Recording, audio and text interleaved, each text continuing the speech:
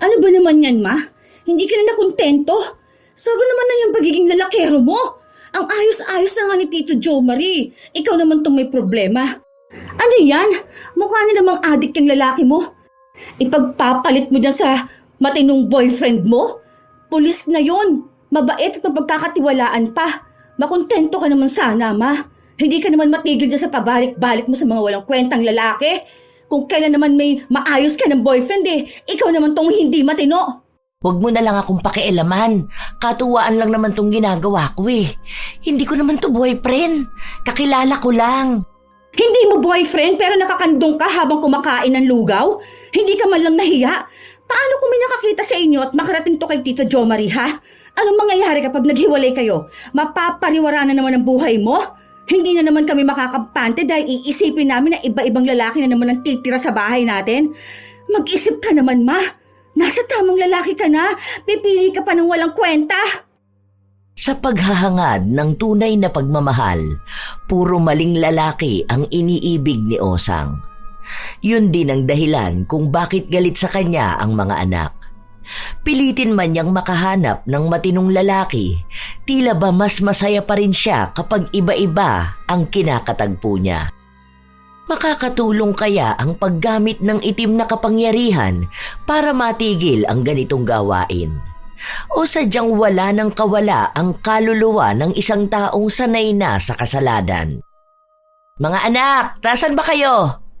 Mag-bless kayo sa Tito Jovenyo. Saan ka mag-anak siya, ma? Ano ka ba naman anak? Siya ang pangalawa niyong papa. Ay, pang ilang pangalawa, ma? Parang last week pangalawa rin yun, ah. Wala na yun. Hiwalay na kami ng walang yang yun. Iba tong si Juven. Mabait to at maaasahan sa buhay. Mahal na mahal ako nito. Gaano na kayo katagal niyan, ma? 3 days na. Pero nakikita ko talaga yung effort niya sa akin. Ang bait niya tapos tanggap niya rin ng mga anak ko. Kita ko at ramdam ko na siya talaga. Kaya nga nagdesisyon na kami na magsama. Napapailing na lang ang 3 anak ni Osang sa pantasyang sinasabi niya. Simula nung mga bata pa sila, ilang lalaki na ang nakilala nilang dinala ng kanilang ina. Halos hindi na nga nila maalala kung sino ba ang mga yon. Kahit pangalan o mukha. Dahil alam nila na kapag may bagong lalaki sa bahay nila, ibig sabihin lang nun, linggo o buwan lang tatagal. Kinabukasan, maagang nagising si Shirley. Dahil kumakalam na ang sikmura niya, nagtungo na agad siya sa kusina, kung saan naabutan niya roon ng ina na katatapos lang magluto. Ang aga mong nagising, ma. Ayos yan. Parang ang sarap ng ulam na yan, ah. Hindi na ako magtatanong kung kanino yung nakahiwalay na ulam at yung itlog na nakabalot. Malamang, uunahin mong palamunin ng masarap na pagkain yung lalaki mo. Ano ka ba, Shirley? Hinaan mo nga yung boses mo. Baka marinig ka ng Papa Juven mo. Uy, wow! Kahapon tito lang yan, ah. Papa na ngayon? Baka naman makakuha kami ng Guinness World of Records sa sobrang dami naming papa. Simula bata pa lang kami kung sino-sino na ang papa namin. Kahit papa ng iba, papa na rin namin . Bakit ba hindi ka pa tumigil, ma? Hindi naman siguro nakamamatay kapag walang love life, no? Iba na to, promise. Iba talaga siya doon sa mga nakilala ko. Last na rin to. Tingnan mo, magiging maayos kaming dalawa. Magmamahalan tapos magkakaroon tayo ng isang masayang pamilya. Narinig ko na yan. Meron pa yan dagdag na kung hindi pa rin to mag-work, hindi na ako magbo-boyfriend. Oh, kabisado ko yung linya mo, ma. Lahat naman ng dinadala mong lalaki mga palpak. Nung nakaraan, yung lalaki mo adik. Sabahan niyo bumabatak, nakakaiwan pa ng gamit niya. Muntikan pa ako makipagsaksakan sa kanya dahil sa sobrang adik . Wala na nga sanang problema kung gusto mo ng boyfriend. Pero sana naman, yung matino, ma. Yun na nga. Matino naman yan si Juven. Matino? Wala nga kamo yung trabaho. O pustahan tayo, tamad yan, oh. Iisa lang yan sa mga lalaking binuhay mo. Tingnan mo, sa susunod na linggo, maghihiwalay na kayong dalawa. Minamanifest mo kasi kaya nagkakatotoo. Lah, parang ako pa may kasalanan na hindi mo kinikilala ng maayos yung mga lalaki mo. Imagine, 3 days pa lang kayo nag-uusap, utong-uto ka ng mahal ka niya. Hindi uso getting to know each other. Kailan ka kaya matatauhan, no? Tila ba walang pakialam si Osang sa mga sinabi ng panganay niyang anak. Nagpatuloy ang ilan pang mga araw. Nagkaroon na ng tensyon sa loob ng bahay. Dahil ang ugali ni Shirley, kapag ayaw niya ang ginagawa ng isang tao, bukas siyang magbigay ng komento. Lalo na kung nakatira ito sa loob ng bahay nila. Kay Shirley nakapangalan ng bahay dahil bago namatay ang kanilang lolo, bumili ito ng bahay na ipinangalan sa kanya bilang panganay. Noon kasi, doon sila nakatira sa bahay ng kanilang lolo, kaya lang nagkaroon ng away. Ang dating kasintahan ng kanyang ina ay nagnakaw sa kanila. Muntikan pang patayin ang lolo nila. Pinalaya si Osang pero tinanggap pa rin pabalik ng mga anak niya dahil sa awa sa kanya. Pero ang pangako niya na titigil na sa pagiging lalakero, hindi natupad. Isang araw, walang pasok si Shirley. Ano ba naman to? Hindi ka ba marunong maglinis ng kalat mo? Pinagkainan mo yan, di ba? Ano bang akala mo may katulong ka rito? Wala ka na nga ambag sa bahay namin, nagkakalat ka pa. Nagalit sa kanya si Juven at sinabi na bastos siya. Bakit daw ganun siya magsalita? Dapat nga raw matuto siyang manilbihan dahil siya na ang bagong asawa ng nanay niya. Wala akong pakialam kahit ikaw pa. Paalamunin ka lang din naman ng nanay ko. Tingnan mo nga. Kahit nga day off niya nasa trabaho siya. Paano? Napakatakaw mo. Nagkasagutan silang dalawa ni Juven. Hindi rin nagpapatalo si Juven sa mga salita niya. Sinabi niya na dapat ay magpasalamat na lang sila na tinanggap niya ang mga anak ni Osang, na dapat ay hindi niya ginagawa dahil kung siya nga ay binata. Habang nagsasagutan silang dalawa, dumating si Osang. Oh, ano nangyayari rito? Palayasin mo yan dito, ma. Kung hindi yan aalis dito, magsasampa ako ng kaso sa kanya. Sinasabi ko sa inyo, nakatapak kayo sa pamamahay ko. Bakit ba nagagalit ka? Hindi mo ba nakikita kung gaano kakalat ang bahay? Dahil lang naman yan sa lalaki na yan. Walang hiya. Ano bang akala niya, prinsipe siya? Na may susunod sa kanya para maglinis sa mga kalat niya? Sabi ko na nga be, hindi ka kasi marunong kumilala ng lalaki. Isa ring punyeta yung lalaki na yan. Patay gutom pa yan. Wala namang ambag. Huwag kang bastos! Papa mo pa rin yan! Hindi ko yan, Papa. Yung papa ko, patay na. Hindi yun papalitan ng walang kwentang lalaki. Isa ka pa, ma. Tingnan mo nga, may pasana naman yung pisngi mo. Hindi ka ba talaga titigil hanggat hindi ka nakakakita ng lalaking papatayin ka sa bugbog? Pumapayag ka rin kasi na bugbugin ka eh. Sila na nga ang pinapalamon mo, sila pang nananakit sa'yo. Hindi na mapigil ang galit ni Shirley. Kaya pumasok na lang siya sa loob ng kwarto niya. Halos manginig siya dahil gusto niyang may paglabasan ng galit. Ilang araw pa ang lumipas, hindi pa rin umaalis si Juven. Kahit na araw-araw silang nag-aaway ni Shirley. Hating gabi noon, nagising silang lahat matapos nilang makarinig ng malakas na kalabog. Akala ni Shirley panaginip niya lang yon, pero naulit at galing sa kwarto ng ina. Agad siyang napatayo. Nang sapilitan nilang buksang magkakapatid ang pinto, naabutan nila ang ina na nasa sahig. May dugo ang katawan at pinagbubugbog ni Juven. Kumuha ng pamalo si Shirley. Natamaan niya ang lalaki pero walang malaking pinsala. Agad din itong tumakbo palayo. Hindi na nila hinabol dahil dinala nila sa ospital si Osang. Halos 3 araw ang itinagal nila sa ospital bago sila nakauwi. Kita mo na? Ganyan yung gusto mo, di ba, ma? Yung sadista. Gusto mo yung nilalamog ang laman mo. Sabi ko na nga ba? Walang kwenta yung lalaki na yon. Nag-chat siya sa akin. Humihingi ng sorry. Huwag mong sabihin na patatawarin mo. Sabi niya sa akin na dala lang naman daw siya eh. Pero hindi ibig sabihin na hindi niya ako mahal. Kaya paborito ka nilang punching bag eh. Kasi sagad yung katangahan mo. Utang na loob naman. Tigilan mo naman lalaki, ma. Mas mamamatay ka pa sa kamay nila eh. Kaysa mamatay kang malungkot. Matanda ka na rin naman, ma. Sige, okay. Gets namin na gusto mo ng lalaking magmamahal sa'yo. Pero sana naman, ang piliin mo yung matino naman. Hindi yung magpapakilala ka na naman ng bagong lalaki sa amin sa susunod na linggo. Paawat ka naman dyan. Hindi nga nagkamali si Shirley dahil isang linggo lang, may bago na namang ipinakilala si Osang. Sawang-sawa na siyang pangaralan ang ina.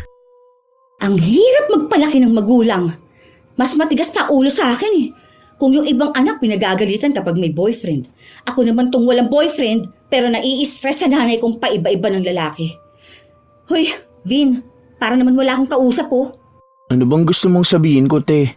Wala ka man lang bang reaction dun sa boyfriend ni Mama? Natatanggal na yung panga. Parang may nginunguya kahit wala naman. Adik na naman ang pinili niya. Kapag ba na-stress ako katulad mo, may magbabago ba? Kung sa'yo nga hindi nakikinig si mama, sa akin pa kaya? Wala kang pakialam? Kapag meron ba, hindi na magpapakalulong si mama sa lalaki. Ayoko lang magpaka-stress, no? Baka mas maging mukha pa ako matanda kaysa sa mga lalaki ng nanay natin.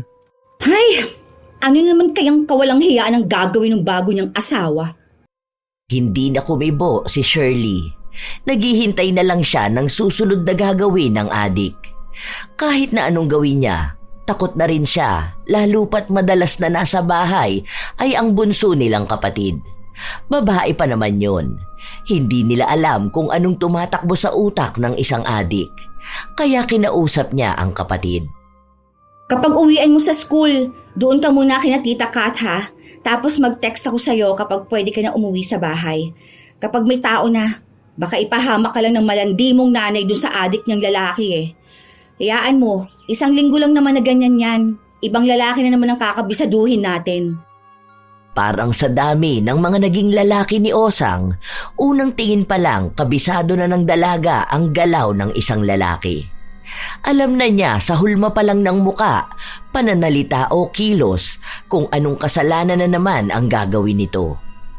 Isang gabi, habang nagliligpit ng pinagkainan si Vin at maghuhugas ng plato, nasa kusina pa rin sina Osang at Shirley. Ayaw niyo ba sa kanya? Mabait naman siya. Mabait? Walang adik na babait, ma. Isipin mo yun. Walang katakot-takot. Lantaran yan dito sa bahay. Diyan siya mismo sa may sala, oh. Hindi ka man lang ba nahiya sa aming mga anak mo, ma? Hindi mo na nga bahay to eh. Nagdadala ka pa ng pampamalas. Kung hindi lang kami naaawa sa'yo, pinabayaan ka na namin sa kalsada. Pagsasabihan ko na lang siya. Promise, magbabago yan. Ang pangako naman niya sa akin, pinipilit niya ang sarili niya na magbago. Kailangan lang talaga ng taong maniniwala sa kanya. Tayo, dahil siya na ang bago niyong papa, maniwala tayo sa kanya. Kung ikaw nga hindi tumutupad sa pangako, tapos kami gusto mong maniwala sa pangako ng lalaking hindi naman namin kaano-ano, ewan ko sa'yo, ma. Kapag na-raid tong bahay natin, isipin pa nilang lahat ng tao rito adik. Ikaw nagpapahamak sa mga anak mo. Araw lang din ang pagitan matapos ang awayan nilang yun, napatay ang adik na nobyo ni Osang. Nahuli kasi ito ng mga pulis at nanlaban. Iyak ng iyak si Osang. Kahit na halos 3 linggo pa lang silang magkarelasyon, para bang nakasama na niya ito ng napakahabang panahon. Ilang araw siyang walang gana sa trabaho at para bang wala na ring gana sa buhay. Ay, tigilan mo na nga yung drama mo, ma. Akala mo naman childhood sweetheart mo yung nawala. Wala pa namang 1 buwan kayong magkasama. Paano? Ang akala ko, kaming dalawa na ang magkasama habang buhay. Mahal na mahal ako nun eh. Iba siya sa mga naging boyfriend ko. Wala na akong lalaking makikilala na katulad niya. O, duda ako niya, no? Sa susunod na linggo, anong klase na naman kaya ang bit-bit mo sa pamamahay na to? Malabo yan. Dahil mahal na mahal ko na yun eh. Hindi ko alam kung ano pa ang ibig sabihin ng pagmamahal. Kung hindi lang din naman siya. Natawa na lang ang dalaga sa paiyak-iyak ng kanyang ina. Isang hapon, habang nasa labas si Shirley, katatapos lang ng trabaho niya, dumaan siya sa mall para samahan ng kanyang kaibigan. Doon niya nakita ang ina na may bagong kasamang lalaki. Sakto pa nga na umupo sila sa likuran nito. Hindi siya napansin dahil abala itong sinusubuan ng pagkain ang lalaki. Naririnig niya rin ang usapan ng dalawa. Ako naman ang subuan mo. Teka lang naman. Ay, ayan, nahulog na sa damit ko. Madumi na. Huwag mo na ganyan. Mamaya pa yan kapag uwi natin. Ikaw, excited ka na agad. Ang sarap nitong ice cream na to, no? May iba pang ice cream na masarap mamaya. Ano ba? Huwag mo akong ikis dyan. Nakikiliti ako. Ano ba? Ay, naku po. Nakakakilabot naman tong sinasabi ng nanay ko. Ganito ba to kapag nasa labas? Alam mo, para akong nilalamig. Yakapin mo kaya ako para naman maramdaman ko yung init ng pagmamahal mo sa akin. Ayoko na. Hindi ko na kaya makinig sa landian nila. Kahit nagutom na siya, lumipat sila ng kaibigan niya sa ibang kainan. Hindi na nawala sa isip niya kung paano maging malandi ang boses ng ina habang may kausap na lalaki. Iniisip niya na ano na lang ang sinasabi ng ibang tao kapag naririnig o nakakakita ng ganoong edad na akala mo'y kabataang humaharot. Pag-uwi niya sa bahay, wala pa ang ina. Madaling araw na ito umuwi, nakasuot ng kulay pulang damit. Para bang lumpia dyan, ma. Hapit na hapit yung suot mo, ah. Tingnan mo pa yung labi mo. Yung lipstick mo nagkalat na. May nakilala kong lalaki. Lagi naman. Kailan ba hindi ka nakakilala ng lalaki? Pero iba ito, anak. Mabait ito, hindi adik. Tapos may pangarap sa buhay. Nagtatrabaho na rin siya pero kasisimula niya pa lang. Sa susunod dadalaw yun dito sa bahay. Kapag nakita mo yun, naku, matutuwa ka. Tama na tong lalaking to na nakilala ko. Siya na talaga. Ramdam ko na siya na ang para sa akin. Hindi na lang pinakialaman ng dalaga ang kanyang ina. Hinayaan niya ito dahil kahit naman anong sabihin niya, walang mangyayari. Makikialam lang siya kapag alam niyang kailangan talaga. Isang araw, lumapit sa kanya ang kapatid niya at humihingi ng tulong. Kapag may trabaho na ako, te, babayaran na lang kita. Kailangan ko lang talaga ng pera sa school. Bakit? Di bang sabi ni mama siya magbibigay sa'yo? Wala pang sahod ko. Sa susunod na linggo pa. Ano ba sabi ni mama? Hiningian mo na ba ng pera? Wala nga siyang pera eh. Nangutang pa nga sa akin ng pamasahe papasok sa trabaho. Ha? Bakit? Wala naman siyang kahati sa sahod niya. Malamang kung may boyfriend siya, saan ba mapupunta yun? May trabaho naman daw yung boyfriend niya. Alam mo ba kung sino yung boyfriend niya? Nakita ko na. Ewan ko kung yun yung boyfriend na tinutukoy niya. Kung may iba pa, yun ang di ko alam. Minsan pinagsasabay niya yung dalawang lalaki eh. Kilala mo yung anak ni Ate Malu, yung naglalako ng Yakult, yung panganay nun, si Bogart na tinatawag nila? Gago? Yun ang boyfriend ni nanay? Kasing edad mo lang yun ah. Ngayon, alam mo na kung bakit wala siyang pera. Sige na, pautangin mo na ako. Deadline na nung project namin eh. Wala akong maipapasa. Kailangan ko lang talaga. Next sem naman mag-a-apply na ako ng trabaho para maging working student. Inis na inis si Shirley nung nalaman niya kung gaano kabata ang nobyo ng ina. Kahit na inaantok na siya, naghintay pa siya ng ilang oras para kausapin ang ina.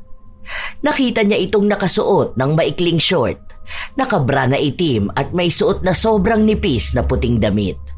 Makapal din ang makeup at mukhang nakainom pa. Saan ka galing? Birthday kasi ng tropa ng boyfriend ko. So, nagpunta kami ng bar tapos ayun, napainom. Pero konti lang naman. Ba't palagising ka pa? Ayos yung damit mo, ma. Dalagang dalaga. Ganda ba? Sabi nga nila sa akin ang sexy ko raw.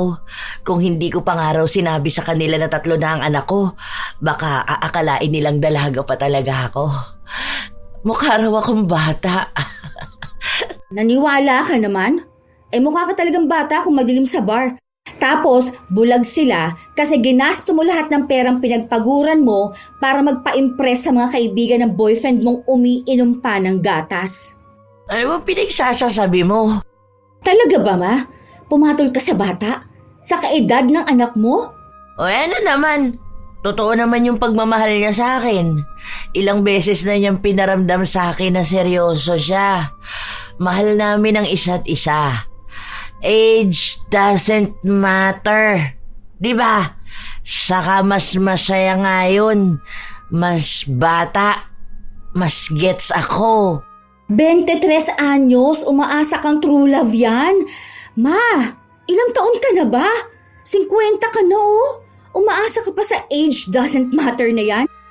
Mapapa-age doesn't matter talaga yung bata na yon. Aba, paldo ba naman siya eh? Bigay luho? Kaya ka todo kayod sa trabaho mo para may maibigay ka lang sa kanya. Hindi lang sa kanya, sa tropa at pamilya niya. Masakit ang ulo ko, Shirley. Huwag mo ko simulan ngayon. Saka pinaghihirapan ko naman yan ah. Nagtatrabaho ko. Hindi naman ako nangingi ng pera sa inyo ah. Tigilan mo na yan, ma. Nakakahiya ka eh. Anong gusto mo? Ipakilala na naman sa amin yung bago naming papa? Tapos, mas matanda pa ako? Gamitin mo naman utak mo, ma. Hindi puro pagmamahal na lang iniintindi mo. Sana naman, iayon mo yung desisyon mo sa edad mo. Hindi yung kung umasta ka, akala mo teenager ka. Akala mo kung humarot ka sa labas, akala mo babaeng kararegla lang. Kung ikaw walang nararamdaman na hiya, bigyan mo naman ng kahihiyan kaming mga anak mo. Uuwi ka ng bahay, ganyan ang suot mo. Feeling mo dalaga kang sobrang sexy. Tingnan mo nga, nakalabas na yung kulubot mong tiyan oh. Hindi mo ayusin yung sarili mo. Kaya hindi ka ginagalang ng ibang tao eh. Hindi na mapigilan pa ng dalaga na maglabas ng kanyang saloobin. Katulad nga ng inaasahan nila, naghiwalay din ang kanyang ina at ang bata nitong nobyo. Ubus na pati ipon ni Osang, kaya ang may sagot ng lahat sa bahay nila ay si Shirley. Galit pa rin siya sa ina, kaya hindi sila masyadong nag-uusap. Halos 3 linggo na ang nakalipas, wala pa rin silang balita kung may bago na naman bang lalaki na ipakikilala ang kanilang ina. Naghihintay na lang sila kung may darating ba sa bahay nila. Walang pasok si Shirley, kaya nasa bahay lang siya nang may kumatok sa pinto nila. Ano pong kailangan nyo? Dito ba yung bahay ni Osang? Opo, bakit po? May kasalanan bang nagawa ang mama ko kaya dadakpin niyo siya? Hindi. Hindi lang ako nakapagpalit ng uniforme ko. Nandyan ba siya ngayon? Wala po eh. Nasa trabaho po. Ano po bang kailangan nyo? O sige, sabihin mo na lang sa kanya na dumaan ako. Jo Marie pala ang pangalan ko. Ito, para sa inyo ng pamilya mo. Binili ko yan. Nagpasalamat lang ang dalaga bago umalis ang pulis. Maayos ang itsura nun. Maganda ang tindig, mukhang magalang din at mabait. Nagtataka man si Shirley, kinuha niya pa rin ang litsyong manok na bigay ng pulis. Hindi pa umuwi ang kanyang ina, kaya hindi nila magalaw ang ulam. Kain na tayo, te. Okay na yan. Nagugutom na ako eh. Hindi yan. Baka mamaya, pinabili lang yan kay mama tapos yung pulis ang nagdala. Baka naman pinabili yan ni mama tapos hindi lang nasabi sa atin. Ayaw namang sumagot sa chat. Ayaw rin matawagan. 2 lang yan. Busy sa trabaho o busy sa lalaki niya. Basta, huwag mo na muna yung galawin. Magluto ka na lang ng itlog. Walang kumain ng litsyong manok. Hanggang sa kinabukasan, nagising sila ng maaga. Naaamoy nila na may niluluto sa loob ng kusina. Naroon ang kanilang ina at naghahanda ng makakain nila. Bakit walang gumalaw nitong lechon? Sabi nito ni ate, hindi naman yan sa atin eh. Dinala nga rito tapos hindi para sa atin. Wala ka namang chat sa amin. Isa pa, hindi ko naman kilala yung pulis na yon. Ano bang pangalan ulit nun? Ewan, nakalimutan ko na. Si Jo Marie yun. Oh, sino naman yun? Boyfriend ko. Hindi pala siya nagpakilala sa inyo? May pulis kang boyfriend? Oo. Nagagalit kayo sa akin kapag walang kwenta yung lalaki na pinipili ko, di ba? O siguro naman ngayon, tama na yan. Matagal na kaming magkakilala. Mga bata pa lang kayo, magkakilala na kami. Magkaibigan kami, ganun. Kaso hindi naman kami nagkaroon ng feeling sa isa't isa. Nito lang yon nung nagkausap ulit kami. Uy, taga saan naman yun? Diyan, sa bagong lote, sa dulo. Mabait yun. Sa kakita nyo naman, may maayos na trabaho. Hindi na adik, kundi pulis na. Nahihiya nga siya magpunta rito sa bahay dahil baka raw hindi nyo siya matanggap. Kahapon, akala niya nakauwi na ako kaya naglakas ng loob. Kaso, nahihiya raw siyang makipag-usap sa inyo. Wala ba yung asawa? Malamang wala. Ano naman tingin mo sa akin? Papatol sa may asawa na? O sige, kung totoo talagang malinis ang intensyon ng lalaki na yon, papuntahin mo siya rito. Hindi pa rin kumbinsido ang dalaga sa sinasabi ng kanyang ina. Dahil pakiramdam niya ay may tinatagong sikreto ang bago nitong nobyo. Hanggang sa nagkita-kita sila. Kumain sila sa labas at himala. Sa kauna-unahang pagkakataon, lalaki ng kanyang ina ang nagbayad ng pagkain nila. Ano, nag-enjoy ba kayo? Sabihin nyo lang kung gutom pa kayo ha. Gusto nyo ba ng yakiniku? Saka na lang po, ang laki na rin po ng gastos ninyo sa amin eh. Kanina pa kayo ang nagbabayad, tsaka busog na rin po ako. Okay lang yun, ano ka ba? Wala lang yan sa akin. Kasi para ko na rin naman kayong mga anak eh. Ang labidabs ko talaga, oh. Kaya lalo nagiging pogi sa paningin ko eh. Ako naman may sorpresa sa iyo mamaya. Shh, ka lang muna. Leo! Ma, ano ba naman yan? Bakit pinaparinig mo pa sa amin yung ganyan-ganyan mo? Pwede namang ibulong mo na lang sa kanya, no? Mamaya ako naman ang may surprise sa'yo. Ay, oo na, ako na ang bitter. Di sana all na lang. Nagtawanan sila. Maayos ang lahat dahil natanggap na rin ni Shirley ang bagong nobyo ng kanyang ina. Halos 2 buwan bago lumipat ng bahay si Jo Marie. Tumira na ito sa kanila. Noong una, ang akala ng dalaga doon nalalabas ang tunay na ugali ng nobyo ng ina. Minsan kasi, saka lang naman nakikilala ang ugali ng isang tao kapag nakasama na sa bahay. Pero mas naging mabuti si Jo Marie sa kanila. Kapag galing sa trabaho, minsan siya pa ang nag-aasikaso. Para na nga silang isang buo at masayang pamilya. Tuwing linggo ay lumalabas sila para kumain o kaya ay maggala. Isang hapon, 2 lang sa bahay na naiwan ang magkapatid. Anong tingin mo kay Tito Jo Marie? Mas maayos yun, no? Siguro kasi pulis siya. Oo, baka nga. Nagbigay nga yun ng baon sa akin kahapon eh. Ang gaan nga rin ang loob ko sa kanya eh. Ang lambing niya pa kay mama. Hindi siya tulad nung ibang asa na nga kay mama, sinasaktan pa. Siya, may maayos at matinong trabaho. Nagbibigay rin dito sa bahay. Ngayon na lang ulit ako nakaramdam na para talagang may tatay. Ang saya lang. Sana hindi na siya magbago, no? Sana ganyan na talaga siya para magtagal sila ni mama. Saka sana pala, hindi naman si mama yung magloko. Baka hanapin na naman niya yung adik na nambubugbog at palamunin. Diyan na siya sa may ambisyon sa buhay. Yun naman talaga ang nais ng dalaga para sa kanyang ina. Dahil kung nais naman talaga ni Osang na magkaroon ng asawa, sapat na makitang matino naman ang lalaki. Yun lang din ang nagustuhan nila sa dami at iba't ibang lalaki na dinala ng kanilang ina. Tumagal ang relasyon nila ng halos kalahating taon. Walang problema. Kung sakali man na may awayan, hindi naman ito tumatagal na umaabot pa sa puntong magkakasakitan. May tampuhan na normal lang din naman sa isang relasyon. Isang gabi, umuwi si Shirley at naabutan niya ang ina na kauuwi lang din. Nag-OT ka, ma? Hindi, nakipagkita ako sa mga kaibigan ko. Sa Ninang Hilda mo. Ha? Kasabay ko sa sasakyan si Ninang kanina. Siya pa nga nagbayad sa jeep. Huwag mong sabihin na... Wala, huwag ka na magulo dyan. Hindi makapagsalita si Shirley dahil baka marinig siya ni Jo Marie. Pero may hinala siya na baka may ibang lalaki na naman ang ina. Hindi nga siya nagkamali dahil bago siya umuwi, nakita niya itong may ibang kasama na kumakain sa lugawan. Ano ba naman yan, ma? Hindi ka na nakontento? Sobra naman na yung pagiging lalakero mo. Ang ayos-ayos na nga ni Tito Jo Marie. Ikaw naman tong may problema. Ano yan? Mukha na namang adik yung lalaki mo. Ipagpapalit mo pa dyan sa matinong boyfriend mo?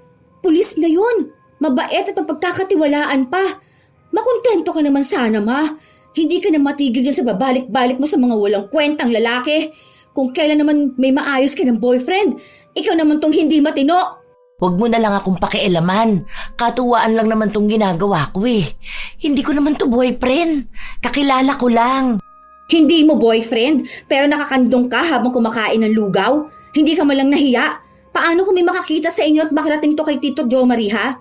Anong mangyayari kapag naghiwalay kayo? Mapapariwara na naman ang buhay mo?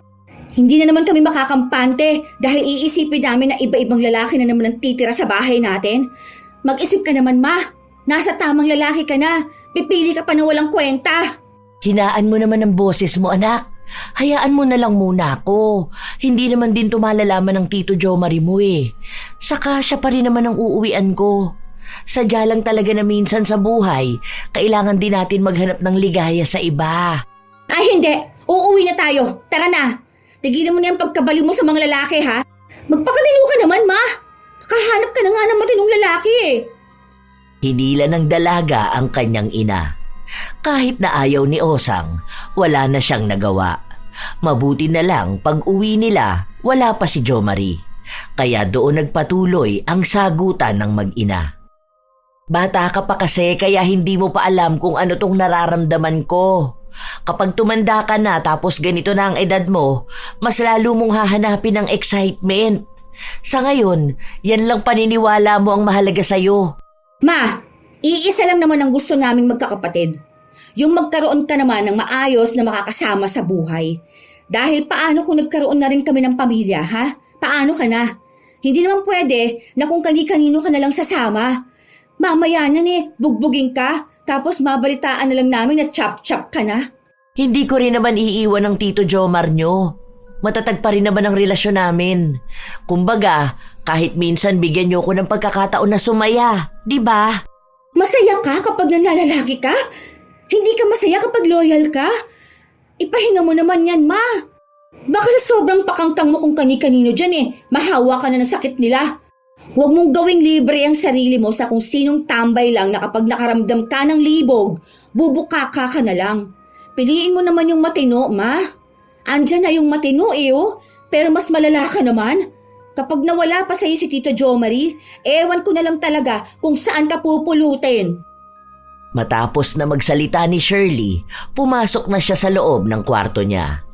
Naabutan niya si Vin na gumagawa ng proyekto sa kanyang laptop. Nakikinig lang ito ng musika na para bang wala siyang pakialam sa mga nangyayari sa paligid. Nakakainis talaga! Hindi na mawari kung ano bang gusto mangyari sa buhay niya. Hindi na lang magbago para sa sarili niya Hindi nahiya. Ang tanda na niya tapos ganun pa rin siya. Aasa ka pa ba na magbabago? Ni-stress mo lang ang sarili mo, te. Kung ako sa'yo, mag-apply ka na lang sa ibang bansa, umalis ka na rito. Kasi ako kapag tapos ko mag-aral, aalis talaga ako ng bansa. Hindi ako magpapaka-stress sa mga bagay na hindi ko naman kontrolado. Kung ayaw magbago, iwan. Hindi naman kasi pwedeng pabayaan na ganyan. Parang hinayaan na lang natin na mapariwara sa buhay ang nanay natin Hindi pa ba? Oo, pariwara na. Pero hindi naman sana yung ganyang kalala, hello. Umaasa pa naman akong magbabago na siya. Kasi para sa akin okay na okay si Tito Jo Marie Hindi na siya makakahanap ng ganung katinong lalaki, no? Lalo na kung ang tipo niya pala, yung mga kapwa niya na pariwara din ng buhay. Hindi maalis ang galit na nararamdaman ng dalaga sa ina. Hanggang sa kinabukasan, hindi sila nagkikibuan na dalawa. Kumakain sila ng agahan, kaya napansin yun ni Jo Marie. Nang matapos na silang kumain, kinausap ni Jo Marie ang dalaga. May naging pagtatalo ba kayo ng mama mo? Meron lang po kami hindi na pagkaunawaan nung nag-usap kami. Hindi ko na tatanungin kung tungkol saan yan. Dahil sa inyong dalawa na yung usapan. Nire-respeto ko naman yun pero kung ano man yung napag-awayan nyo, sana wag naman umabot sa punto na hindi kayo magkikibuan. Mag-ina kayo. Alam ko na magkaiba kayo ng pag-iisip at normal sa tao yun. Huwag nyo na patagalin kung ano man yung hindi pagkakaunawaan na yun, ha? Opo, Tito. Kayo po ba? Hindi po ba tumatagal ang away ninyo ni Mama? Alam mo, ang mga babae palaging tama. Kapag kinontra ko palagi ang mama mo, mag-aaway talaga kami. Yung pansin yung natampuhan namin, hindi naman yung nagtatagal eh. Kasi ako na yung nagsusorry. Minsan kasi, lalo na yung mga ganyang ina, inuunawa rin sila. Ikaw na lang mag-sorry. Kung kasalanan man niya, baka ma-realize niya rin yun. Huwag pa irali ng pride, Opo, kakausapin ko na lang po siya. Salamat po. Ang bait niyo po. Gusto ko kasi na maayos kayo rito sa bahay. Alam mo naman, parte na ako ng pamilya nyo. Hindi man ganun katagal na nakasama nyo ko, minahal ko na kayo. Pamilya na tayo. Hindi ko nga naiisip na hindi ko kayo mga anak kasi nararamdaman ko na anak ko na kayo. Totoo pala talaga yun, no? Na wala naman sa dugo ang pagiging ama. Siguro kung matagal na to, baka mas marami pa tayong bonding, di ba? Salamat po talaga. Hindi niyo alam kung gaano rin namin kagusto na magkaroon ng ama. Yung mga nauna kasing kinasama ni Mama, mga nakaka-stress Hindi matawag na tatay. Kayo po, talagang ramdam namin. May malalapitan kami. Alam namin na may magtatanggol sa amin. Kayo lang ho talaga yung tinanggap namin. Kaya masasaktan kami kapag naghiwalay kayo ni Mama. Wala naman dahilan para maghiwalay kami ng mama mo Mahal namin ang isa't isa. Saka wala akong nakikitang dahilan para hindi mahalin ang pamilya na to. Dito ako masaya Habang naririnig ni Shirley ang sinasabi ni Jo Marie, mas lalo siyang nakokonsensya. Ramdam niya ang sinseridad nito sa kanilang pamilya. Nagpapakita talaga na mahal sila kahit na saglit lang silang nakilala. Kaya kung sakali man na mahuhuli nito ang ina, malamang ay guguho rin ang kanilang mundo. Matagal nang nag-aasam si Shirley na magkaroon ng ama at kay Jo Marie lang ito naramdaman. Panatag ang kalooban niya. Maganda rin ito magpayo kapag kailangan niya ng gagabay sa kanya. Minsan nga, mas magulang pa si Jo Marie kaysa sa kanyang ina. Mas nag-aalala pa ito sa kanilang pamilya. Bilang sinabi ni Jo Marie, humingi siya ng tawad sa ina. Nagkaayos sila dahil sinabi rin ni Osang na hindi na niya gagawin pang manlalaki. Isang araw, umuwi ang dalaga kung saan pansin niya ang daming plastik at mga karton. Ano yan? Bakit ang dami naman yata niyan? Sige na anak, tumingin ka dyan kung anong gusto mo. Padala sa akin yan ng kapatid ko na nasa ibang bansa. Ay teka, mahilig ka kamo sa chocolate, di ba? Ito, may itinabi na ako para sa'yo. Oh, bakit siya meron? Ang laki niyang chocolate na yan Kasi nga siya, pwede pa sa maraming chocolate. Ikaw hindi na. Okay na yan. Sweet naman na ang mga labi mo Parang ano naman to. Nakakainis ka talaga.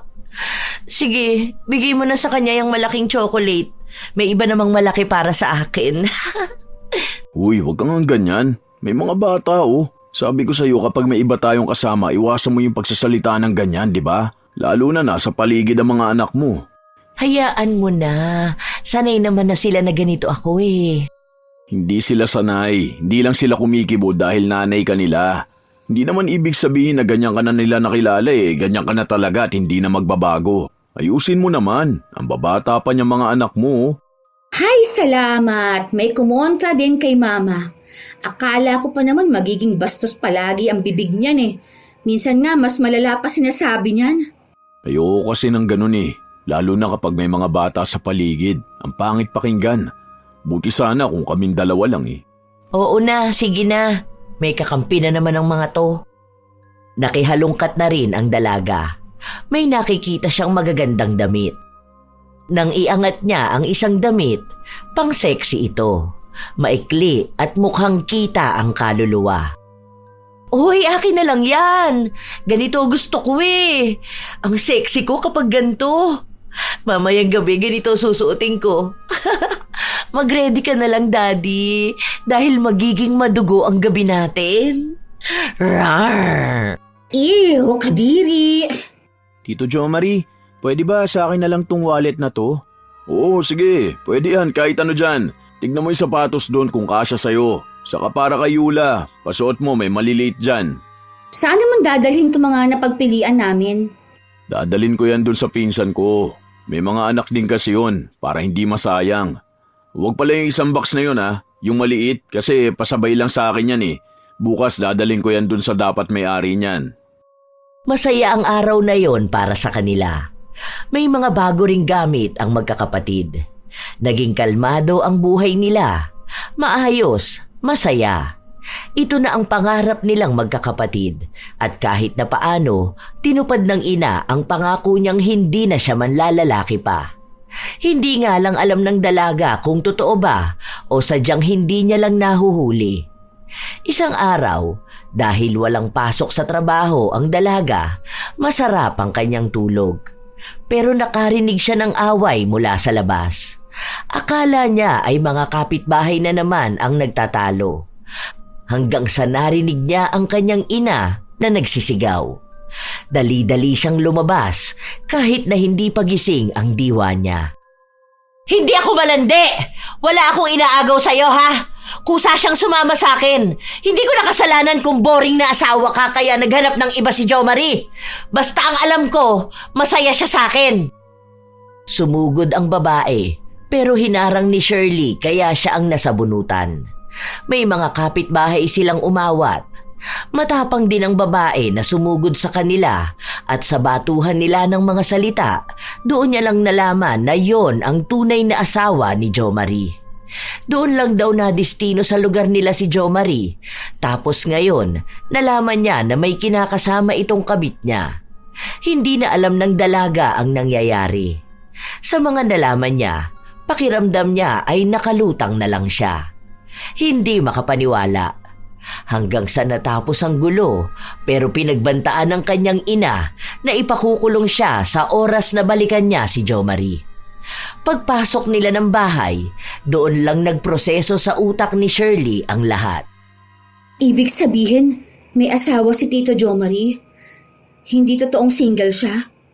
Ano, hindi rin ba totoo na magkakilala kayo simula pa ng mga bata kayo? Hindi na yun mahalaga. Buwisit lang yung losyang na yun eh. Hindi na kasi mahal ng asawa niya kaya ako ang pinagdiskitahan. Ang sakit nung sabunot niya sa akin kanina. Wag ko lang talagang makita yun. Naku, kakalbuhin ko siya. Ma, kabit ka. Bakit ikaw pang mas matapang? Walang yao. Ibig sabihin, hindi totoo yung mga ipinakita ni Tito Jo Marie sa aming magkapatid. Akala ko pa naman nagkaroon na kami ng tatay. Hindi pa pala. Kami lang yung walang alam. Okay lang yon. Hindi naman niya mahal ang pamilya niya eh. Tayo ang mahal niya, lalo na ako. Hindi niya lang hinihiwalayin yung babae na yon kasi nga iskandalosa. Kita mo naman, di ba? Pero sabi niya, mas masaya siya kapag kasama tayo. Ma, walang totoong pagmamahal na manggagaling sa manlolokong lalaki. Ano ba naman yan? Hiwalayan mo na siya. Ayoko nang makita siya rito sa bahay. Galit ako sa kanya. Nanginginig na ang laman ni Shirley. Lahat ng mga payo at pakiramdam niya na masaya kapag kasama ang tinuring niyang ama, lahat pala yun ay hindi totoo. Ginamit lang ang pamilya nila at pumayag naman ang nanay niya. Wala na siyang mapagkatiwalaan pa. Sobrang sama ng kanyang loob. Halos 2 araw hindi umuwi sa kanila si Jo Marie at noong gabi na umuwi galing trabaho si Shirley, naabutan niya na malakas na sinampal ni Jo Marie ang kanyang ina. Bumagsak ito sa sahig. Wag na wag mong pangungunahan ang desisyon ko ha. Wala kang karapatan dahil babae ka lang. Ano ba bang ginagawa mo rito? Umalis ka na sa pamamahay ko. Wala kang karapatang saktan ng mama ko. Isa ka pa, tumahimik ka kung ayaw mo masaktan. Ano sa tingin mo, masisindak mo ko? Bakit hindi ka nalang bumalik dun sa asawa mo, ha? Susugod na naman yun dito eh. Iwan mo ng mama ko. Sinabing tumahimik ka eh. Bakit mo ako sinampal? Dahil ang daldal mo, ang sakit mo sa tenga. Sinasabi ko sa'yo kapag hindi ka pa umalis dito sa bahay namin, tatawag ako ng pulis. Tatawag ka ng ano? Hindi pa ba pulis tong kaharap mo? Kahit na tumawag ka pa, walang magbibigay ng tulong sa'yo.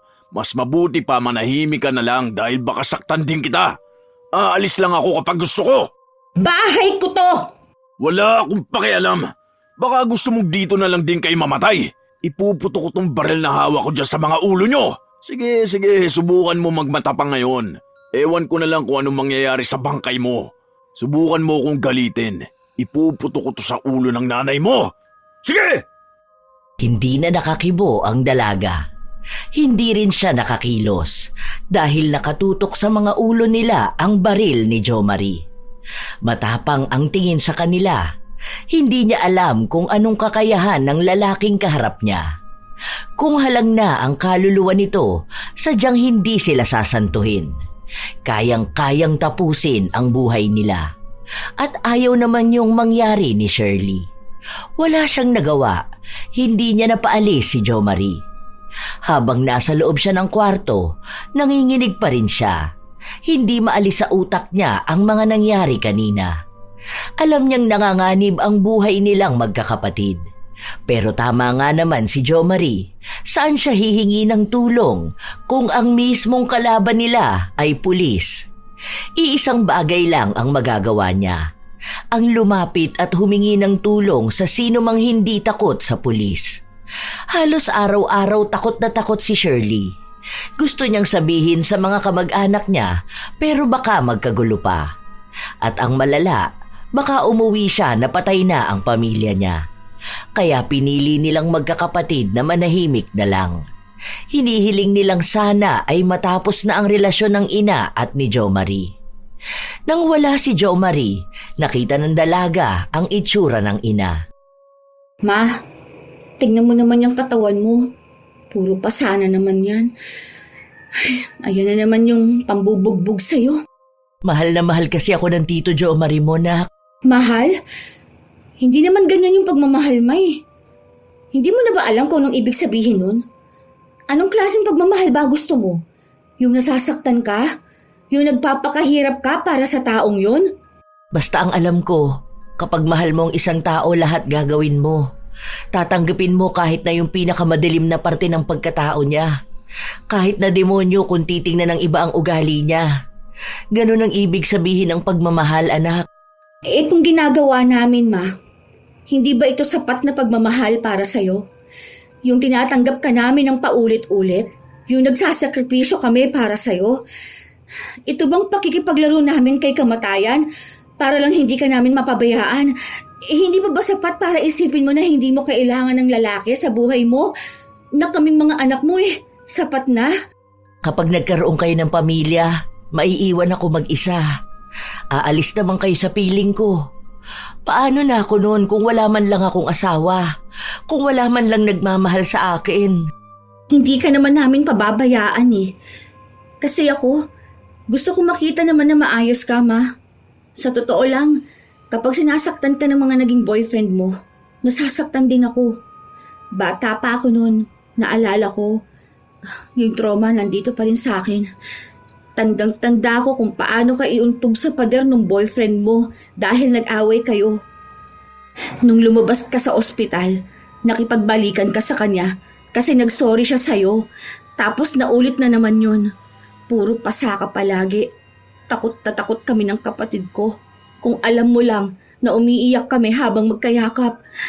Kung nag-aalala ka para sa mangyayari sa pagtanda mo, sa pagiging mag-isa mo, hindi ka malang ba naawa sa amin na habang lumalaki kami, nasusubaybayan din namin yung nanay namin na nagpapakatanga sa lalaki, na sa kahahabol mong hindi tumanda mag-isa, sinira mo na yung buhay mo, sa kahahanap mo ng pagmamahal sa iba, nakalimutan mong may anak ka na unang nagmahal sa'yo bago sila.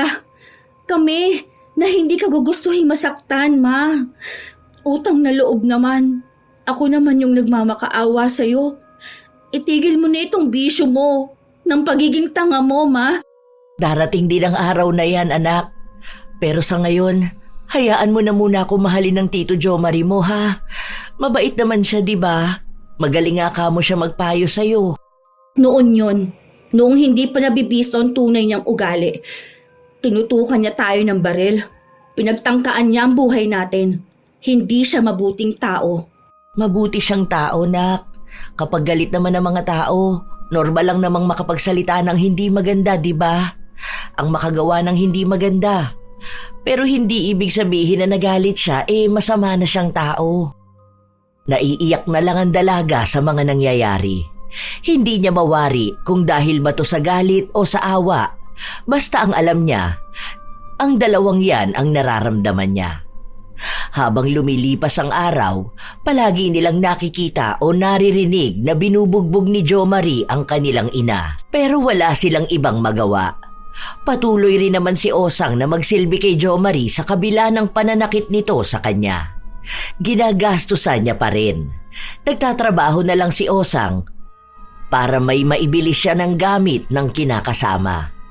Malayo rin kasi ang asawa ni Jo Marie kaya walang magawa para balikan siya. Ayaw din naman itong tumigil. Hanggang sa isang araw, hindi na naman kinaya ni Shirley ang manahimik. Bakit bang hilig mo makialam, ha? Paano hindi ka pakikialaman kung ginagawa mong punching bag ang mama ko? Kalalaki mong tao na nanakit ka ng babae. Ano, naging pulis ka ba at babaero para pagtakpan ng pagiging bakla mo? Tarantado ka, ha? Anong nangyayari sa'yo? Ayos ka lang ba? Visit yung anak mo na yan! Ang sakit ng dibdib ko! Parang naipitan yata ako ng ugat dahil sa galit! Aray ko!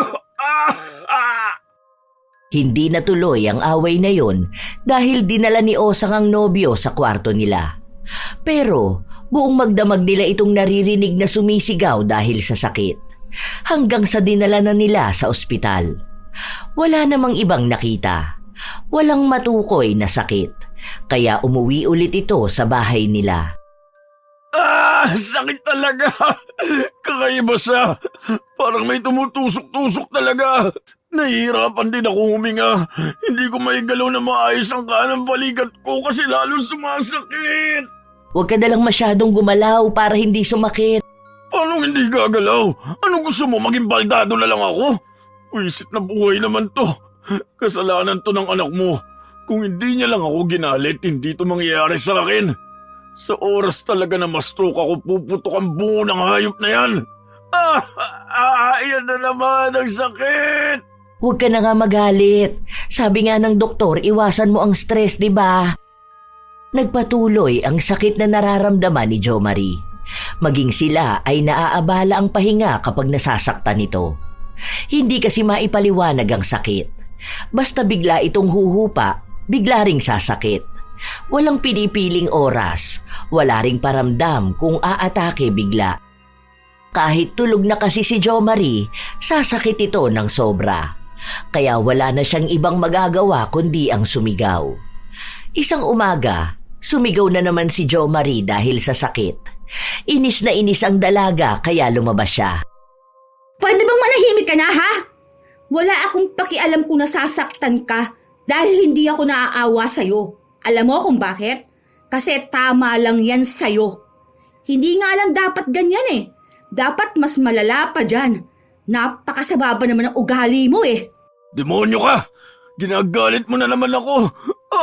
Kaya sakit na naman! Anak, huwag mo naman nagalitin. Nakikita mo na nga na nahihirapan na eh. Ay, hindi pwede! Hanggat nandito yan sa pamamahay ko, gagalitin ko siya hanggang sa mamatay siya.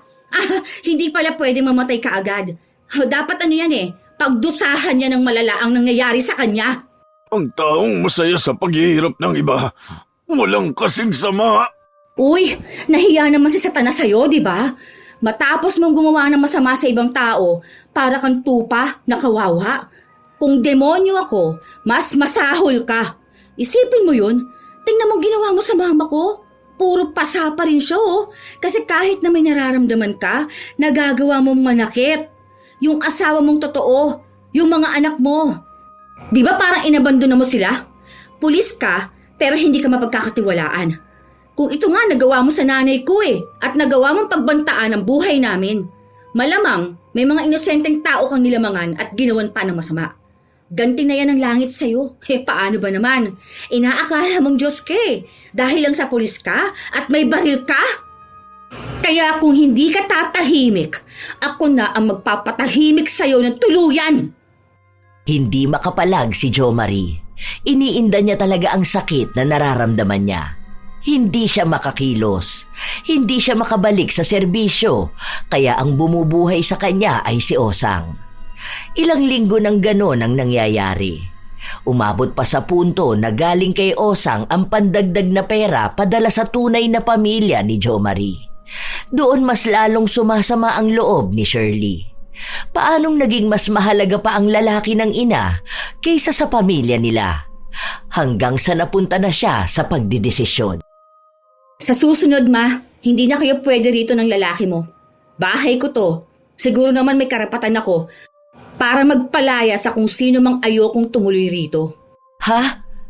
Paano naman kami ng Tito Joe Marie mo?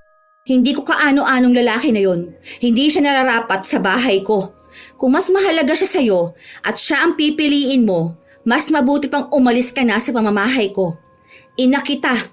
Mabigat para sa akin na magdesisyon ng ganito. Pero mukha namang hindi mo kami kailangan. Baka nga kailangan mo dahil wala ka lang titirahan, di ba? Wala kang makakain dahil sinasamba mo yung lalaki mo. Pero ayaw kong lumipas pa ang mga taon na paulit-ulit na lang ang makikita namin. Pagod na akong umintindi, Ma. Pagod na akong magmahal ng ina na mas mahal ang iba. Kaya sorry kung masama akong anak, pero oras na para lumayo sa'yo. Sana, diyan mo makita yung pagmamahal na hangad mo. Baka hindi sa amin manggagaling eh. Baka sa mga lalaki mo. Paaalisin mo na ba talaga kami? Hindi na ba mapapakiusapan?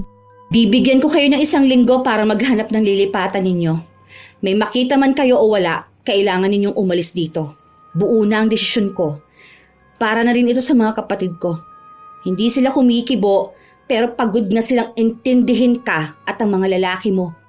Hindi naman na magbabago na ikaw pa rin ang nanay namin. Kung paanong hindi ka na talaga magbabago para sa amin. Baka nga talagang hindi kami sapat para sa'yo. Sobrang bigat sa dibdib ng mga sinabi ni Shirley. Hindi niya nais na paalisin ang ina, pero ayaw niyang papiliin sa pagitan ni na Joe Marie o sa kanila na mga anak. Dahil alam niyang kahit hindi niya tanungin si Osang, may sarili na itong desisyon na piliin kung sino ang mas mahal niya. Hindi na rin umaasa ang dalaga na sila ang pipiliin dahil nga halata na hindi kayang mabuhay ng kanilang ina ng walang lalaki. Ilang araw pa ang lumipas, hindi pa rin umaalis ang dalawa. Hanggang sa isang hapon, pag-uwi ni Shirley, nakita niya si Joe Marie na gumagapang na sa sakit. Walang ibang tao. Mukhang hindi pa umuuwi ang kanyang ina at umalis ang dalawa niyang kapatid. Sobrang sakit talaga. Tulungan mo ako, hindi ko na to kaya. Grabe nang tumutusok sa dibdib ko. Parang pa ako na bumabaon. Hindi ako makahinga. Anong dapat kaawaan sa'yo? Mas masaya pa nga kung nakikitang gumagapang ka ng ganyan. Kaya masanay ka na. Dahil gagapang ka ng ganyan sa kalsada. Baka yung mga tao doon pwede pang maawa sa'yo. Pero ako, hindi na. Wala akong awa para sa'yo. Matapang ka lang ngayon dahil alam mong hindi ko kaya makaganti sa'yo. Pero itong tatandaan mo. Sa oras na... ang sakit! Ano? Sa oras na gumaling ka, gaganti ka sa akin? Talaga ba? Paano ka naman makakasigurong gagaling ka pa? Oh, sige. Tutal, masama naman na akong tao sa paningin mo, di ba? Bakit hindi ko pasamaan lalo, di ba? Kung ako, mabibigyan ng 3 kahilingan, 3 beses kong hihilingin na parusahan ka. Gusto ko yung hindi lang normal na parusa. Yung ganyan mismo. Masakit, matagal, mahirap. Kaya ngayon, masaya talaga ako na yan ang nangyayari sa'yo. Sana humaba pa ang buhay mo para mahabang panahon ka magdurusa. Demonyo ka. Ikaw siguro ang may pakana nito sa akin, hayop ka. Magagantihan din kita. Kung tingin mo hayop ako, mas hayop ka. Halang ang bituka mo. Sabi ko nga, hindi mo na kailangan makipagpaligsahan sa pwesto sa impyerno dahil kusang bababa si Satanas para ibigay sa'yo ang trono. Ganon ka kasama. Isa ka lang tao sa paningin namin, pero demonyo ang kaloob-looban mo. Ngumisi ang dalaga sa harapan ng tinaguriang pulis, pero hindi tapat sa panunungkulan. Kaya nadagdagan ang galit na nararamdaman ng dalaga dahil nalaman niya na may kalokohan ding ginawa noon si Jo Marie. Siya ang pulis na pumatay sa tatay ng kaibigan niya dahil lang sa pinagbintangan nilang magnanakaw. Walang nangyari sa kaso dahil nga pulis ang gumawa. Sinong pagsusumbungan nila? Alam din ng dalaga na may ibang mga bata pang tinutukan ni Jo Marie ng baril at tinakot. Nagpatuloy ang araw na may sakit si Jo Marie. Palala ng palala. Kung ano-ano na nga ang sinasabi niya. May pako o matatalim na gamit na nasa dibdib niya. Pero walang pakialam ang dalaga. Hanggang sa isang gabi, bago ang araw na palalayasin na niya ang ina, nasa loob siya ng kwarto habang ang kapatid niya gumagawa ng proyekto. Aalis na sila bukas. Hindi ko alam kung kakayanin ni Mama na buhatin at alagaan yung lalaki niya. Hindi kasi mabuhay ng walang lalaki eh. Halos mamatay na nga yung Jo Marie na yun. Hindi na lang niya ibalik sa tunay na asawa. Para sana wala na siyang iisipin, di ba? Nanginginig talaga laman ko dyan sa Jo Marie na yan. Kapag nakikita ko nga siya, naaalala ko yung ginawa niya eh. Sama mo pa yung mga kwento sa akin ng mga kakilala ko. Deserve niya talaga yung masaktan siya ng ganyan. Sana wag na siyang gumaling. Kasi feeling ko kapag gumaling yan, isa ako sa babalikan niyan. Hindi naman na talaga siya gagaling eh. Paano mo naman nasabi? Kapag yan nakakuha ng loan, pwede siya magpa-opera ng dibdib niya. Hindi pa rin. Hindi na siya gagaling kahit saan siya lumapit.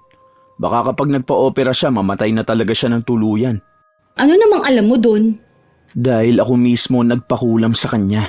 Ha? Oo, bakit? Tarantado ka? Totoo ba? Oo, nakakagalit siya.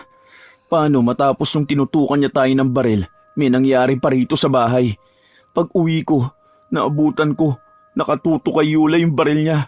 Tapos kada lalakad si Bunso, sinusunod niya yung baril niya. Bored daw siya. Pinapalagay niya yung maliit na baso sa ulo ni Yula. Babarilin niya raw yung baso. Kung matatamaan sa ulo si Yula, ibig sabihin kailangan niya na ulit mag-practice. Galit na galit ako nun. Hindi ko alam kung anong gagawin ko. Kapag sinabi ko kay Mama, wala naman siyang gagawin eh. Kapag sinabi ko sa'yo, baka mapaaway ka tapos ikaw ang barilin. Kung lalapit ako sa mga pulis, baka isumbong ako sa kanya tapos ako ang pag-initan. Sakto nun, may nakita akong mangkukulam sa Facebook. Akala ko hindi totoo. Tapos nagpadala ako sa kanya ng buhok ni Jo Marie. Ang alok pa nga sa akin ng mangkukulam, ipapatay na siya. Mas maganda raw yun. Pero ayoko, hindi dahil nakukonsensya ako. Kundi dahil gusto kong makita mismo na nahihirapan siya hanggang sa mawala tong galit ko. Hindi na siya gagaling dahil may turok na siya ng gamot galing sa doktor. Ibig sabihin, nagkatotoo na yung sakit niya. Mamamatay siya kapag nagpa-opera siya. Natulala ang dalaga dahil sa mga revelasyon ng kanyang kapatid. Hindi niya naisip na nakulam si Jo Marie. Ang buong akala niya ay may sakit ito na sadyang hindi pa lang natutukoy ng mga doktor. Kasi sa kanila, si Vin ang walang pakialam sa mga nangyayari. Kapag hihingan siya ng opinyon, hindi siya nagsasalita. Para bang wala siyang pakialam sa nangyayari. Yun pala, kinikimkim niya lang ang lahat ng galit niya. Hanggang sa naisipan niyang gumanti. Mangkukulam lang naman ang malalapitan niya na tutulong sa kanila. Kahit na mali ang ginawa niya, alam niyang ligtas na sila kapag hindi na makagalaw si Jo Marie. Kinabukasan, hindi nakatulog ng maayos si Shirley. Iniisip niya kasi ang ginawa ng kapatid. Paggising nila, may mga gamit na nakaempake na sa sala. Aalis na nga talaga si Mama. Mas pinili niya yung lalaki niya. Hayaan mo na, te. Sa ganun talaga ang buhay, di ba? Baka kasi iniisip din ni Mama na sa hirap at ginhawa dapat magkasama sila. Kahit na may iba namang asawa yung lalaki. Okay lang yan. Para iwas galit at hindi na madagdagan ng lalaking ipapakulam ko. Hindi kumibo si Shirley. Sobrang bigat ng kanyang dibdib.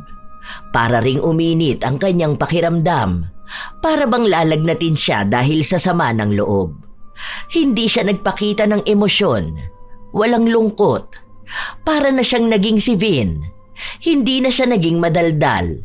Dahil napagtanto niya na wala naman ang mga salita niya kung mismong ina ang ayaw manatili at magbago.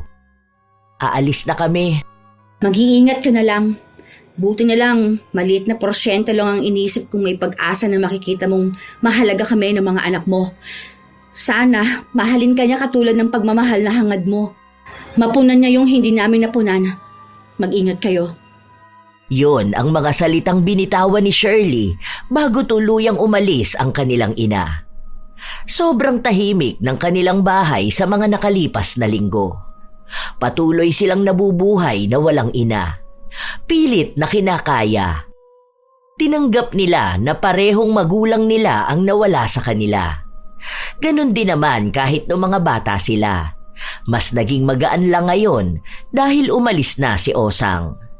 Ibig lang sabihin, hindi na sila mangangamba na may kung sinong lalaki ang pupunta sa bahay nila at ipakikilala na pangalawa nilang ama sa pang-ilang libong beses. Tapos, iisa lang naman ang mga ugali. Isang araw, habang naglilinis ng bahay ang magkakapatid, nakarinig sila ng katok. Si Shirley ang nagbukas at nakita niya ang kanilang ina. Kumusta na kayo mga anak ko? Kumain na ba kayo?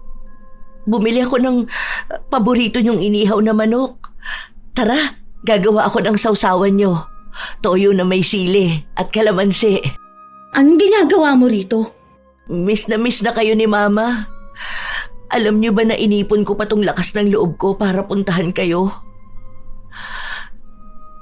Sorry mga anak ko. Sorry sa pagkukulang ko bilang nanay niyo. Sorry sa mga pagkukulang na nagawa ko. Hayaan niyo sana na bumawi si Mama sa inyo. Hindi na to pangako, kundi tutuparin ko na talaga. Paano yung lalaki mo? Noong araw na umalis kami rito, hinatid ko siya sa totoo niyang asawa. Ako, nagpatuloy ako sa pagtatrabaho. Naghanap ako ng matutuluyan ko para makapag-ipon ng pera. Doon ko binago ang sarili ko. Dahil ipinangako ko sa sarili ko na babalik ako at magpapakita sa inyo kapag kilala ko na rin ang sarili ko. Kapag talagang alam ko na kung paano talikuran ang mga mali ko. Mahirap yun, pero tama lang naman sa akin na mahirapan. Dahil yun din naman ang ginawa ko sa inyo eh. Pinahirapan ko rin ang damdamin nyo. Alam ko na mahirap akong patawarin. Hindi ko kayo pipilitin. Pero maghihintay ako na dumating ang araw na mapapatawad nyo rin ako. Kasi, tama ka nga anak. Sa huli ko pa mapagtatanto na hindi pagmamahal ng lalaki ang bubuo sa akin. Dahil kahit na ilan pa sila, kahit na sino pa sila, walang makakapantay sa pagmamahal sa akin ng mga anak ko. Na kahit na mali na ako, handa pa rin akong tanggapin. Umaasa ako na sana may natira pa sa pagmamahal na yon para sa pagtanggap niyo sa akin. Hindi na ako mangangako ng kung ano-ano dahil ipapakita ko sa inyo na nagbago na talaga ako. Kasi kayo ang pagmamahal na kukumpleto sa akin bilang ina.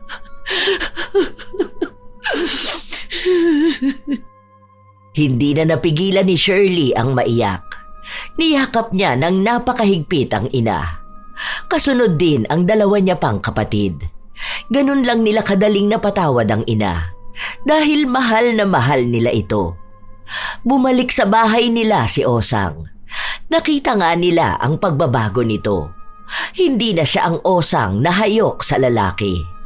Minsan nga, may mga kapitbahay sila na nagsasabi sa mga magkakapatid na hindi na dapat pinatawad ang ina. Hindi na raw dapat hinayaan na bumalik si Osang sa bahay nila. Pero isa lang ang sinasagot ni Shirley. Mas alam niya ang damdamin ng bahay nila kapag naroon o wala ang ina. Sila ang mga anak. Sila ang nagmamahal sa ina, kaya walang kahit na sino ang magdidikta sa kanila kung dapat o hindi dapat magpatawad. Hindi sila klase ng tao na matigas ang puso para sa ina. Kung kaya ng iba na hindi magpatawad at magtanim ng galit, hindi sila ganun lumaki. Dahil kahit lalakero ang kanilang ina, hindi naman sila hinayaan na maging pariwara. Sa paglipas ng mga buwan, pinakita ni Osang ang pagmamahal sa mga anak. Nawala na rin siya ng atensyon sa mga kalalakihan. Isang araw, nasa labas sila habang kumakain, may nakakilala kay Shirley. Dati niya itong guro. Nagkaroon sila ng kaunting usapan bago umalis. Sino yun, nak? Siya ba yung kinukwento mo noon na mabait mong teacher? Yung sa English yata? Medyo namumukaan ko kasi siya eh. Nakita ko na yan dati. Opo, ma. Alam niyo ba, single yan? 55 na ata siya pero hindi siya nagkaroon ng asawa at anak dahil masyado raw siyang nag-focus sa trabaho niya. Hindi na raw niya naharap eh. Tapos, biglang isang araw, matanda na pala siya para sa pag-ibig. Oh, bakit naman? Sayang ah, may itsura siya. Mukhang may crush pa si mama dun oh. Ano yan? Pumapag-ibig na naman? Hindi, sinasabi ko lang. Kasi sayang ang lahi niya. Saka 57 pa lang naman siya. At hindi halata. Parang late 40s siguro. Pwede pa yan magkaroon ng asawa at anak. Ang mga lalaki, pwede pa yan kahit na anong edad. Hindi katulad ng mga babae. Parang kapag umedad ka na, ang pangit na tingnan na magkaroon ng boyfriend. Hindi naman. Kahit na anong edad ng babae, pwede pa naman. Basta yung maayos lang na boyfriend, di ba? Hindi yung linggo-linggo iba't ibang tambay kada kalyang naging boyfriend niya. Pero kung yun ang magiging boyfriend mo, ma, pasado na sa akin yun. Ano, kayo ba? Sa akin din. Ang pogi nun. Singkit pa. Baka magkaroon pa tayo ng kapatid. Ay, menopause na nga pala si mama. Pero pwede na rin natin maging bagong papa. Kakamiss magkaroon ng bagong papa eh. Ay, tigilan niyo ako. Kayo talaga mga bata kayo, ako na naman ang napagtripan niyo. Hala, kumain na kayo dyan. Tigilan niyo ako dyan sa reto-reto na yan ha. Kain na. Nagtawanan lang sila na nagdagdag ng gaan sa kanilang araw. Nagiging biruan na nila yon, lalo na kapag may nakikita silang lalaki na hindi nalalayo sa edad ng kanilang ina. Yon ang naging magandang simula sa kanilang buhay. Sa paglipas ng panahon, pinatunayan nila na ang pagmamahal sa kanilang pamilya ang higit na mahalaga sa lahat. Wala na rin silang ibang naging balita kay Jomar, kung gumaling ba ito o kung buhay pa siya. Basta ang alam lang nila, ibinauna nila sa limot ang anumang masalimuot na parte ng kanilang nakaraan. Hindi na ito makakaapekto sa kanilang hinaharap. Basta sama-sama sila at nagmamahalan. Dumarating sa buhay ng mga tao ang paghahanap ng pagmamahal mula sa iba, lalo na kung pakiramdam ay palaging may kulang. Ngunit minsan, sa sobrang pagnanais na mapunan ang puwang sa puso, napupunta sa maling tao. Mga lalaking dumarating lang kapag may pakinabang para sa kanila o mga nag-aalok ng init pero hindi ng katapatan. Hindi lahat ng pumapasok sa buhay ay tunay na pag-ibig. May mga darating para pansamantalang punan ang lungkot, hindi para manatili ng pangmatagalan.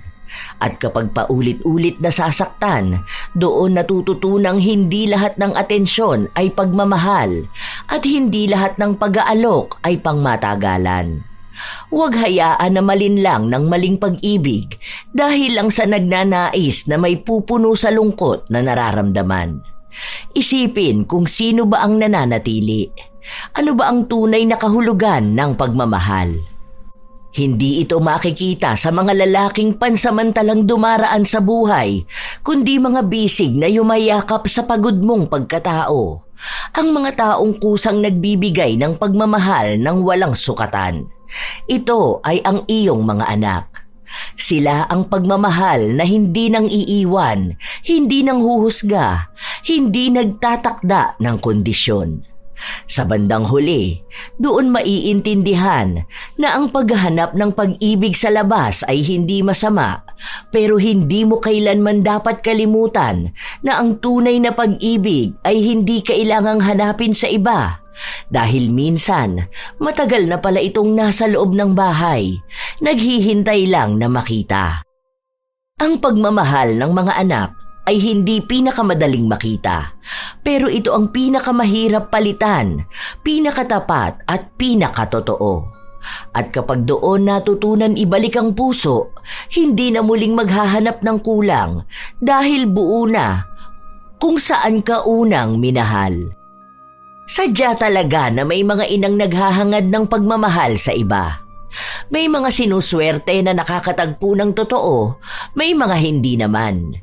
Pero sana, malaman din na ang pagmamahal sa pamilya ang unang pag-ibig na hindi dapat kalimutan. Sa mga apo ko na nakatagpo ng pag-ibig sa pangalawang pagkakataon, ano ang inyong maibabahagi na kwento? At kung kayo rin ay may komento at opinyon, maaari nyo yang ibahagi para aming mabasa. Naway may natutunan kayong magandang aral. Ito ang inyong Lola Telang at maraming salamat sa inyong pakikinig mga apo.